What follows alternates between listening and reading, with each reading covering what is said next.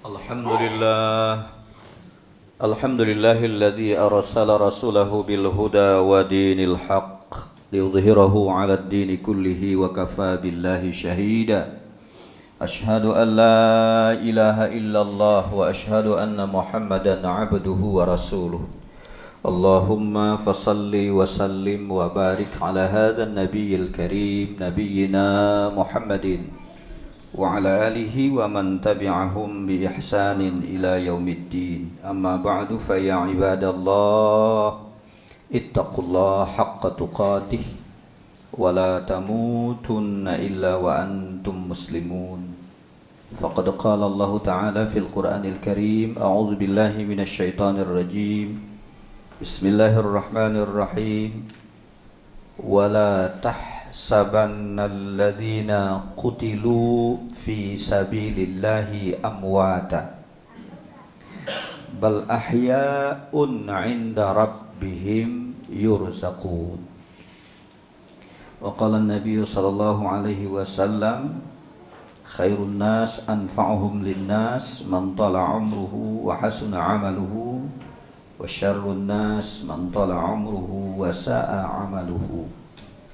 Sadaqallahul azim wa sadaqa rasuluhun nabiyul karim wa nahnu ala dhalika minasy syahidin wasyakirin walhamdulillahi rabbil alamin. Alhamdulillah, kita sudah memasuki bulan Rabiul Akhir. Setelah Rabiul Awal kemarin kita diingatkan dengan peristiwa kelahiran Nabi kita Muhammad sallallahu alaihi wasallam. Pun dengan bertambahnya usia itu, kami sebagai khatib dengan segala kelemahan dan kekurangannya mengajak kita semua untuk meningkatkan kualitas keimanan dan ketakwaan kita, mengajak kita semua untuk meningkatkan kepedulian kita serta keberpihakan kita untuk keberlanjutan risalah Nabi kita Muhammad sallallahu alaihi wasallam. Ma'asyiral muslimin, jamaah Jumat yang dimuliakan Allah, khatib tadi membacakan satu ayat pada surah Ali Imran ayat 169. A'udzu billahi minasyaitonir rajim. Wa la tahsabannal ladzina qutilu fi sabilillahi amwata. Dan janganlah kamu sekali-kali, kata Allah, mengira bahwa orang-orang yang gugur di medan juang itu mati. Bal ahya, tetapi sebenarnya mereka itu hidup, kata Allah. Tidak sekedar hidup, 'inda rabbihim yurzaqun. Di sisi Allah, Allah berikan rezeki kepada mereka. Ayat ini memang erat kaitannya dengan peristiwa perang di zaman baginda Rasul, di mana banyaknya para sahabat yang syahid. Sementara ada juga orang-orang yang takut-takut berjuang pada waktu itu. Maka ayat ini menjadi inspirasi bagi saya dan kita semua, bahwa Allah mengingatkan, jangan sekali-kali kamu mengira orang yang gugur di medan juang itu mati. Pertanyaan kemudian, mahwal hayah, apa yang disebut dengan hidup? Kalau orang yang sudah jasadnya dikebumikan dan karena perjuangannya yang luar biasa itu, secara fisik jasadnya sudah dikebumikan, tapi disebutkan dia hidup. Pertanyaannya, mahwal hayah, apa yang disebut dengan hidup? Akhirnya kita bertanya kepada diri kita, apakah kita memang benar-benar hidup? Atau barangkali hanya fisiknya yang hidup, rohaninya tidak? Karena banyak hari ini orang terkadang fisiknya hidup, tapi rohaninya mati di dalam fisik. Karena itu kalau kita membaca tafsir, syarat hidup itu indikasinya atau indikatornya minimal harus ada 3 dalam diri kita. Yang pertama adalah harus punya rasa. Tadi kita sebelum kesini barangkali yang minum air, rasanya enak. Mungkin airnya tidak panas, tidak dingin, mungkin manis. Artinya secara fisik kita punya lidah masih bisa merasakan itu enak. Itulah yang disebut dengan hidup secara fisik. Tetapi masih adakah rasa memiliki atau rasa empati kepada orang-orang yang dhaif di sekitar kita? Apakah ada rasa prihatin dan rasa sedih ketika mendengar anak-anak kita harus terkurung di bawah reruntuhan pondok pesantren, yang berhari-hari mereka harus hari ini orang tuanya barangkali merasakan hidup atau mati anak? Apakah rasa itu masih ada? Ataukah masih ada rasa perjuangan ketika saudara kita di Palestina bertarung kehidupan nyawa yang begitu luar biasa? Apakah rasa itu masih ada? Atau jangan-jangan rasa itu sudah hilang karena kemegahan yang kita alami dalam kehidupan ini? Maka ketika rasa itu masih ada, saudaraku, kita sesungguhnya masih hidup.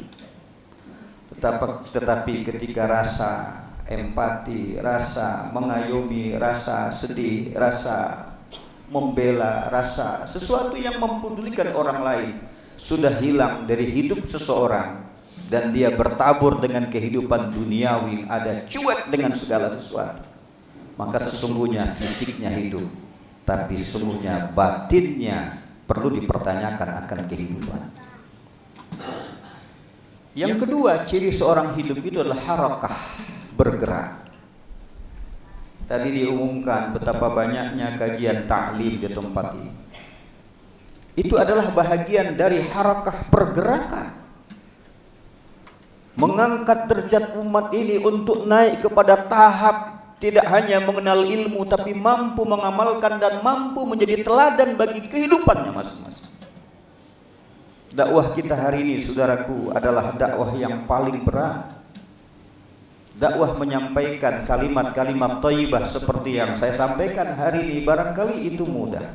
Tetapi ketika bicara amar ma'ruf nahi mungkar, tidak bisa hanya dengan pembicaraan, tapi harus dilakukan dengan kekuatan bersama. Dan dakwah kita yang paling berat itu adalah menjadi qudwah, menjadi contoh dalam kehidupan generasi kita. Karena itu diperlukan harakah, pergerakan. Sebuah masjid yang makmur ketika masjid itu harakah, bergerak. Sebuah lingkungan akan dikenal ketika lingkungan itu bergerak. Negara itu akan dikenal ketika orang-orang di negara itu bergerak. Itu disebut dengan harakah. Maka ketika kita barangkali merasakan kita sudah stay pada nyaman, berada pada kondisi nyaman, cuek dengan kehidupan di sekitar kita, hati-hati, sesungguhnya kita belum disebut dengan hidup. Karena itu kegiatan apapun dalam kaitan khairun nas anfa'hum linnas, sebaik-baik kamu bermanfaat bagi manusia yang lain, bermanfaat bagi makhluk yang lain, dan kita ikut dalam pergerakan itu, insya Allah kita lah yang disebut dengan orang yang hidup. Yang ketiga, ciri orang yang hidup adalah al-ilm, ilmu, pengetahuan. Sampai dalam Quran disebut yarfa'illahu alladhina amanu minkum walladhina utul ilma darajat. Allah mengangkat derajat orang-orang yang beriman dan berilmu, darajat, beberapa darajat. Karena itulah seorang yang punya nilai hidup, dia punya rasa, bergerak dan tidak berhenti untuk meningkatkan kualitas dirinya. Maka ketika mereka itu wafat, secara fisik dia sudah mati. Bal ahya, tapi mereka itu adalah hidup. Apa buktinya? Banyak ulama-ulama besar, mereka sudah wafat, tapi kitab-kitabnya kita baca. Banyak para pejuang kita yang telah wafat, tapi namanya tetap kita sebut. Itu artinya apa? Secara fisik mereka sudah mati, tetapi rasanya, pergerakannya, ilmu yang diwariskannya tetap hidup dalam kehidupan kita. Ayah ibu kita sesungguhnya sudah wafat, tetapi dalam diri kita mereka tetap hidup. Maka jika ada di antara kita barangkali setiap bulan bermimpi dengan maknya, bermimpi dengan ayahnya, itu artinya hati kita masih nyambung dengan mereka. Tetapi ketika kita bermimpi atau tidak bermimpi dengan orang-orang soleh, tidak pernah bermimpi dengan ulama-ulama, tidak pernah bermimpi dengan ayah mak kita, yang kita jadikan itu sebagai idola kita, kemudian tidak pernah kita bertemu dalam mimpi-mimpi itu, barangkali hati saya banyak dosanya, sehingga terhalanglah kebaikan-kebaikan itu. Inda rabbihim yurzaqun, yang paling luar biasa, mereka tidak sekedar wafat, tapi Allah berikan mereka rezeki. Hari ini kita melihat betapa sesungguhnya kita bersyukur kepada Allah. Ketika kita hidup, kita bisa memberikan pintu-pintu rezeki kepada saudara kita yang lain. Bapak mungkin punya perusahaan, orang bekerja di perusahaan itu, bersyukurlah kepada Allah. Kenapa? Karena Allah berikan kita rezeki, dan dari situ kita bisa mengayomi orang-orang lain. Itu artinya sesungguhnya pada saatnya kita wafat, orang akan mengenang kita punya jasa. Tetapi yang dikhawatirkan adalah jangankan memberikan rezeki kepada orang lain, malah mengambil rezeki orang lain. Allah berikan dia rezeki, belum cukup, malah dia ambil rezeki orang lain. Inilah sesungguhnya yang disindir oleh ayat ini. Inda rabbihim yurzaqun, mereka sudah wafat, luar biasa, tapi mampu memberikan rezeki kepada orang yang hidup. Ulama-ulama banyak yang dimakamkan, banyak orang yang berziarah ke sana. Ketika berziarah, banyak orang yang berada di samping makam itu mendapatkan rezeki atas kehadiran orang-orang yang datang ke situ. Itu artinya apa? Dia sudah wafat tapi bisa memberikan rezeki kepada orang-orang yang hidup.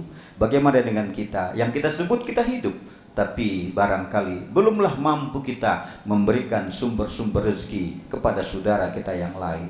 Wala tahsabannal ladzina qutilu fi sabilillahi amwata. Oleh sebab itu orang-orang yang punya rasa, orang-orang yang bergerak, orang-orang yang berilmu, ketika Allah cabut kita punya nyawa, saudaraku, insya Allah kita tidak hanya mendapatkan rezeki dari Allah, tapi setelah kita wafat pun nanti insya Allah kita masih mampu memberikan rezeki kepada orang-orang yang hidup.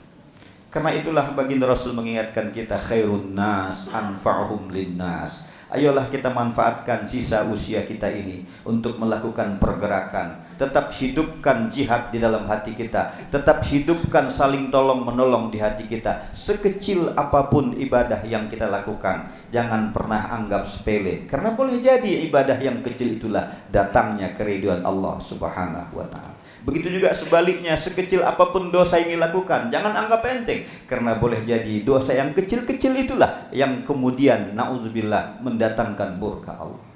Dan jangan pernah menghina tempat-tempat, karena boleh jadi di tempat-tempat tertentu itu pula banyak wali-wali Allah. Mereka dikenal bukan karena jabatannya, bukan dikenal karena public figurnya, bukan, tapi karena keimanan dan keistiqomahan itulah yang mereka menjadikan kita menjadi orang-orang yang dekat dengan Allah Subhanahu wa ta'ala. Khairun nas anfa'uhum linnas man tala umruhu wa hasuna amaluhu. Semakin panjang umurnya, semakin baik amal-amal ibadahnya. Wa syarrun nas, seburuk-buruk manusia adalah man tala umruhu wa sa'a amaluhu. Allah berikan panjang umur tapi jelek pula perangainya. Hari ini kita semua punya tugas dan kewajiban dalam surah yang kita baca tadi, surah Al-Kahfi. Semua kita membaca surah Al-Kahfi di hari Jumat. Saya ingin mengajak kita, ketika kita membaca ayat 1 sampai ayat 10, itu bicara tentang Al-Quranul Karim. Ketika kita membaca ayat 10 sampai dengan ayat 15, kita bicara tentang kisah Ashabul Kahfi.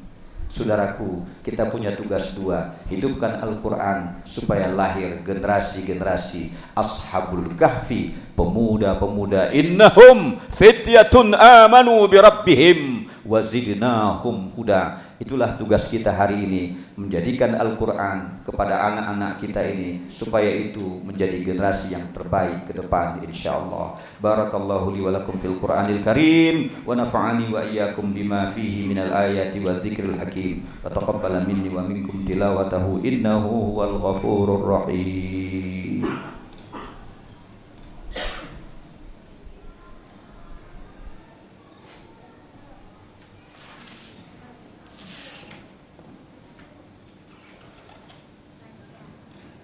Alhamdulillahilladzi hadana li hadza wa ma kunna linahtadiya laula an hadana Allah. Asyhadu an la ilaha illallah wa asyhadu anna Muhammadan 'abduhu wa rasuluh. Allahumma fassalli wa sallim wa barik ala sayyidina Muhammadin wa ala alihi wa man tabi'ahum bi ihsanin ila yaumiddin. Amma ba'du, fa ya ibadallah ittaqullaha haqqa tuqatih wa la tamutunna illa wa antum muslimun. Faqad qala Allah Ta'ala fil Qur'anil Karim, a'udzu billahi minasy syaithanir rajim, wal 'asr innal insana lafi khusr illa alladziina amanu wa 'amilus shalihat wa tawassaw bil haqqi wa tawassaw bis sabr.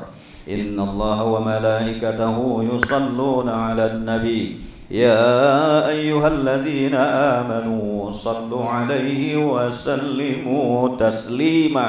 اللهم صل وسلم وبارك على محمد وعلى آل محمد كما صليت على إبراهيم وعلى آل إبراهيم وبارك على محمد وعلى آل محمد كما باركت على إبراهيم في العالمين إنك حميد مجيد.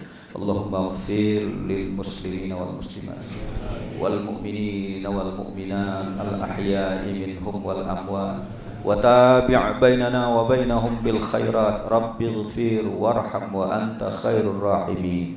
اللهم أصلح لنا ديننا الذي هو عصمة أمرنا وأصلح لنا دنيانا التي فيها معاشنا وأصلح لنا آخرتنا التي إليها معادنا واجعل الحياة زيادة لنا في كل خير واجعل الموت راحة لنا من كل شر. اللهم انصر المسلمين، اللهم انصر المسلمين في كل مكان وزمان. اللهم انصر المسلمين يا رب إنك على كل شيء قدير.